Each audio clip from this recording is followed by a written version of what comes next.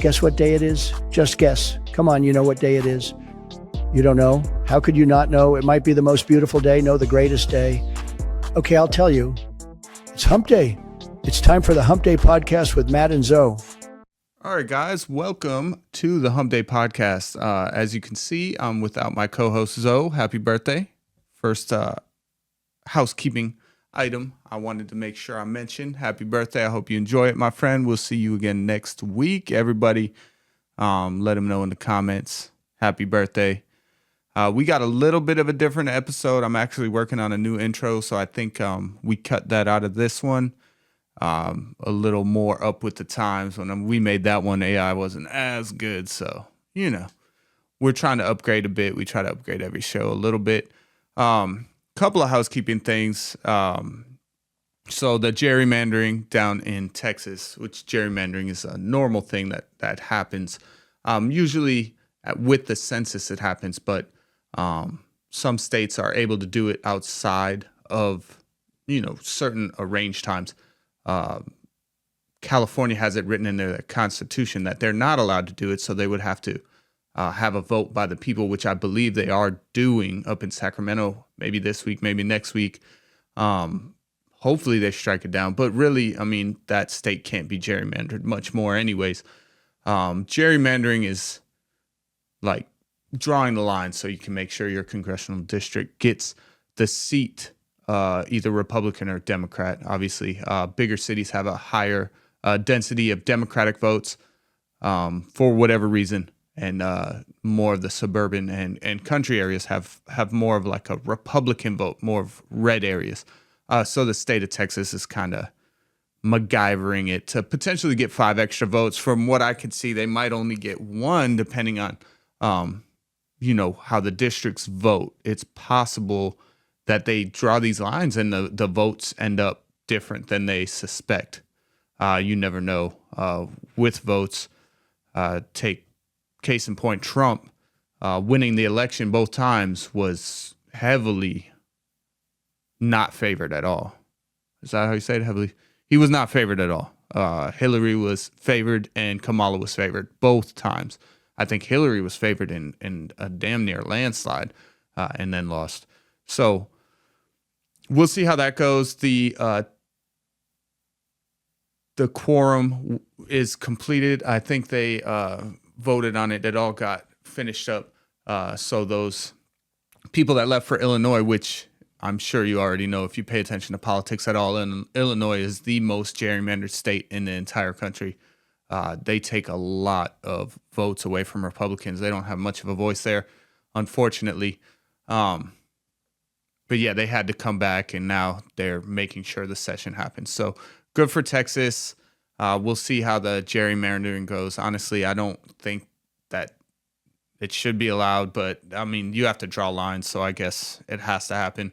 I think it should be more of a reflection of your people instead of, well, I'm going to put these Republicans in here with the majority Democrats so they win it, or the other way around. Either way, I think is wrong. Unfortunately, what's good for the goose is good for the gander, as they say. So that's just what happens. So we'll see how it goes when the midterms come, and hopefully the Republicans can keep the Congress and the House. Obviously, they have the presidency, and we'll see where it goes from there. I'm obviously a Republican, but I do agree with fairness, so I wish gerrymandering wasn't a thing.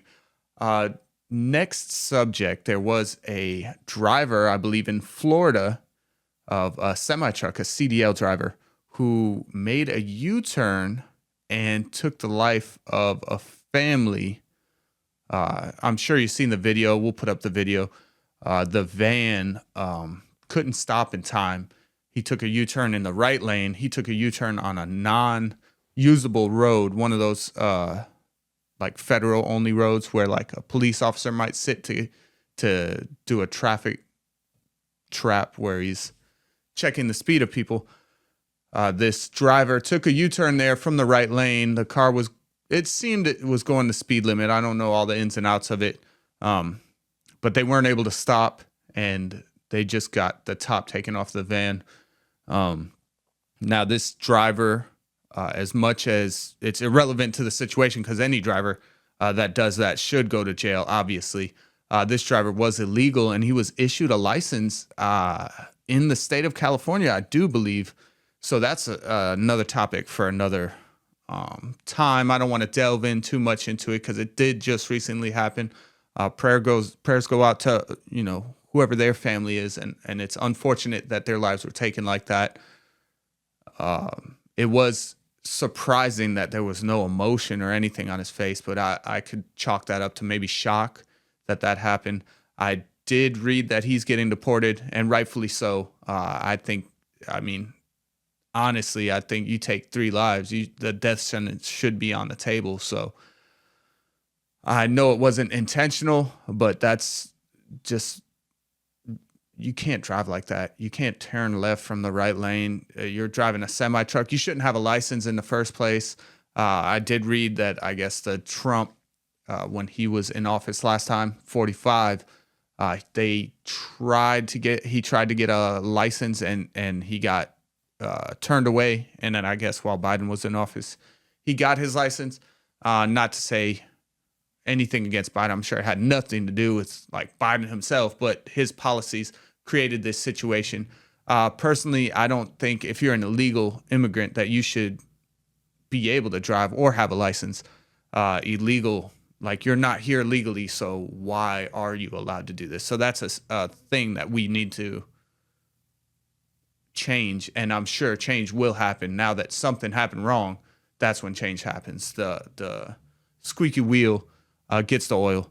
So this has happened. So we'll see what happens from here. I mean, obviously the United States is removing illegal immigrants. So maybe they'll change up these laws so they can't get licenses or something. I don't know. But the meat and bones of this podcast is going to be on the broken windows theory. And we're going to delve into a little bit of what's happening in D.C., that Donald Trump has the National Guard helping with the policing out there because it is a district. It's not a state. He's allowed to do that. He has all the rights in the world. The only reason they have a mayor or anything is because Congress allows it. So that mayor is just basically a face on the wall. Obviously, they allow the mayor and to do their thing, but if Congress doesn't want them to anymore, they don't have to. It's not a state. They are pushing for statehood, but they've been pushing for statehood since I was a child. So we'll see how that goes. So let's get into the real show here about the broken windows theory. So what is the broken windows theory exactly? The broken windows theory was introduced in the early 1980s by social scientists James Q. Wilson and George L. Kelling. The core idea was simple but powerful. Visible signs of disorder, like broken windows, graffiti, or trash on the streets, can actually encourage crime and antisocial behavior. The metaphor is that if one window in a building is left broken and unrepaired, people walking by get the sense that no one cares. The perception can invite more vandalism, more broken windows, and eventually more serious crimes. In other words, small problems left unchecked spiral into bigger problems. Now we'll go ahead and watch a video of a PhD, a doctorate, to explain it more.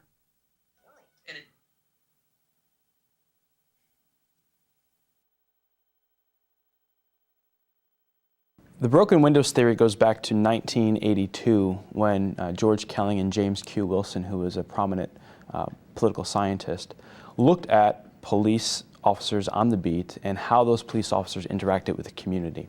And what they found was that the police officers played an important role in helping set certain norms about what is appropriate behavior.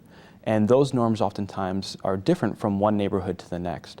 And so community policing blends with broken windows policing, and that, again, it's the community working with the police to define these are the norms that we're going to set, and here's how we want police to help us uphold those norms. And the idea behind broken windows is that when you set that standard of behavior, you're preventing more serious crimes from occurring, because again, you're showing that someone cares about this area and that more serious levels of offending will not be tolerated.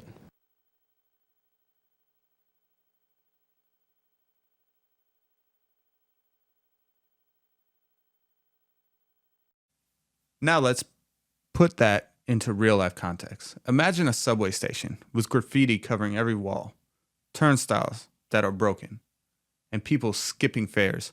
According to the theory, this environment sends a message that rules don't really matter here. And when people feel like the rules don't matter, crime and disorder increase. The idea had a huge impact on policing strategies in the 1990s. Cities like New York adopted what was often called zero tolerance or quality of life policing. Officers cracked down on things like fare evasion, vandalism, and public drinking, under the belief that addressing these smaller offenses would prevent more serious crimes from happening. And I'm going to throw you a video up of Tucker Carlson and his experience. In 1994, I watched New York City go from a very dangerous place to one of the safest cities in the world. And it didn't take mass executions. No. It didn't even take mass incarceration. It just took paying attention to the details. If there's graffiti, wipe it off. If people are jumping over the turnstiles, arrest them. It's called the Windows broken Theory, yes, by James Q. Wilson and George Kelling, one of the most famous pieces on criminology and really on social science ever written, and true to this day. But anyway, the point is, we have a drug crisis, a fentanyl crisis, a homeless crisis, a crisis of mental illness, and a crime crisis, and a filth crisis, just the dirtiness of it. That's all on purpose. That's what I realized when I went to Moscow. So this broken windows theory had also controversy. While some credit broken windows policing with helping reduce crime rates, others argue that it led to over-policing of minor offenses, especially in disadvantaged communities. Critics say it unfairly targeted people for small infractions, sometimes escalating encounters that didn't need to become confrontational at all. So is broken windows theory valid? The research is mixed. Some studies suggest that improving community order, things like cleaning up neighborhoods, maintaining public spaces, and addressing small crimes does create safer environments. Other research shows that broader social factors like economics, education, and housing play a much bigger role in crime rates than whether or not a window is fixed. At the end of the day, broken windows theory sparks an important conversation. How much do our environments influence our behavior? If you walk down a clean, well-maintained street, chances are you'll act different than if you're in a place that feels neglected or unsafe. So maybe the takeaway isn't that fixing a broken window stops crime all by itself, but that environments matter. The way we maintain our shared spaces sends a signal about what we value as a community.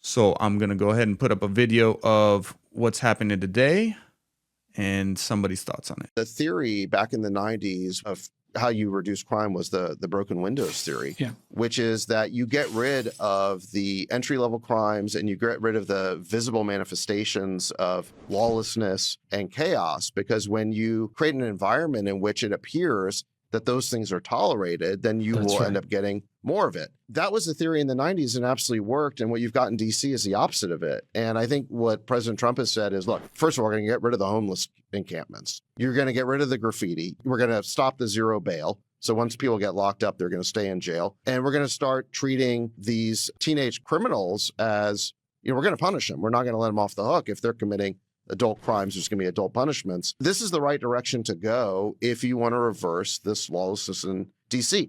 And I think it's going to have an impact very, very quickly. One of the problems with crime is that it is a local problem. It's been very bad in blue cities, and Republicans just haven't had power there in order to effectuate a change that they could point to as a solution. And I think that DC provides that opportunity. So welcome back. So this isn't a Republican or Democratic theory. I mean, I suppose it could lean towards the right, But this theory is just think about it in your everyday life, how it could work. Like you come into your bedroom and the bed's not made. There's laundry on the floor. Like you're mentally already open to that. Like that's okay with you. You don't care. Now you come into the room and the bed's made. Edges are tucked in. All your clothes not on the floor, all folded up in the dresser. Your clothes are hung up. You keep your place tidy. You're going to continue to keep your place tidy. You take pride in that, right? I would hope that just a person, a human being would take pride in that. In the same way we should take pride in our cities. In the same way that DC has deteriorated into lawlessness. The police there don't get enough support. They talk about defund the police and stuff in all types of cities. It's not just DC, but DC is a place where the National Guard can be deployed without issue. That's a very rare circumstance that the president can take a stand and say, this is what's happening. This can't happen in New York. This can't happen anywhere else except for DC. As far as I know in cities like New York and whatnot, it can. I don't know anything about like territories that maybe we own. It's possible, but that's a different story. It's not even necessary to think about. What's going to happen is they're going to crack down on the crime, on the fares being skipped on, and this was already proven. As much as there's detractors, Rudy Giuliani in New York really cleaned up the streets there. It's not debatable. That place's crime dropped just like a rock off a cliff. People say that it had skyrocketed, so it had to go down. But what goes up doesn't go down in all instances. In the case of gravity, of course. But in the case of crime, if it goes up, it's going to continue to go up until something forces it back down, which the policing they did in New York did force it down. Now, stop and frisk is a bit of a controversial topic, and I'm not really a fan of stop and frisk. I think you should have to have a reasonable suspicion to be able to stop somebody. I do believe in the laws of our country. That being said, I believe in us keeping pride in our country and taking care of our country and not having homeless all over the streets, not having needles all over the streets. Honestly, like I walk past trash on the ground and I pick it up and I'll throw it in the trash. I feel like that's something that's lost in our country at this point. I feel like we should be more determined to keep our place clean, not just clean, but keep our streets free of crime. Now, there's a lot of things that help with that. Obviously, raising our children right, but a point being made here, the broken windows theory, is saying, hey, let's clean up our streets. Let's keep it clean and say this isn't allowed here. Let's tuck our bed sheets in and make sure that we know that we're taking pride in our lives, in our room, in our cities, in the United States. Pride needs to come back. We need to fix crime. Crime needs to be persecuted at every level. Jaywalking needs to get tickets. Nobody gets a ticket for jaywalking. Start writing those tickets. It's going to happen to DC, and this is going to grow out, hopefully. And it's a test, I suppose. We could take a look at it. And if crime goes down, why did it go down? This is why. Let's start policing correctly. Let's start holding ourselves accountable. Not ourselves as in me, ourselves as a United States, as a people. We need to do that, and we need to make sure that we have pride in our country. And that's it, really. We'll see how it goes, and hopefully it goes well. But there's not much to say. That's it for today's episode. What do you think? Does the broken windows theory make sense, or is it overrated? Drop your thoughts in the comments, and don't forget to like, share, and subscribe. If you enjoyed this deep dive, let me know, and I'd love to do some research on further topics. Anyways, we'll see you again next week. Happy birthday, Zoe. We'll see you next week as well. Later.